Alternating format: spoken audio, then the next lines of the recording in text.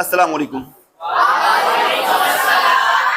بیٹا یہ پاکستان کا سبز ہلالی پرچم ہے، اس کے حوالے سے اہم معلومات ہر بچے کے پاس ہونی چاہیے۔ تو آج اس حوالے سے کوئز کرتے ہیں۔ سب سے پہلے یہ بتایا جائے اس قومی پرچم کو ڈیزائن کس نے کیا؟ جی پاکستان کا قومی پرچم سید امیر الدین کدوائی نے ڈیزائن کیا۔ گڈ۔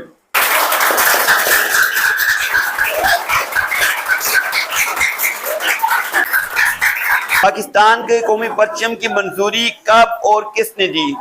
جی 11 ستمبر 1947 کو اس کی منظوری پاکستان قانون ساز اسمبلی نے دی۔ شاباش۔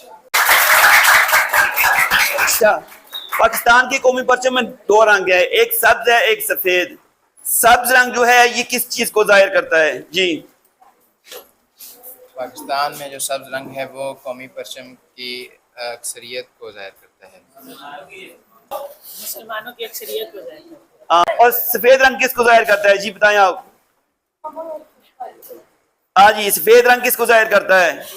اقلیتوں اور امن کو۔ اقلیتوں اور امن کو ظاہر کرتا ہے۔ اچھا، پاکستان کے جھنڈے کے اندر ایک ہلال ہے ایک تارا ہے، تو بتا سکتے ہیں یہ ہلال کس کی علامت ہے اور تارا کس کی علامت ہے؟ شاباش، کون بتائے گا؟ جی ترقی اور خوشحالی کی علامت۔ ذرا مجھے یہ بولے، اس سے پوچھا بولیں۔ ہلال ترقی اور خوشحالی کی علامت ہے۔ اور تارا کس چیز کی علامت ہے؟ جی کون بتائے گا؟ شاباش۔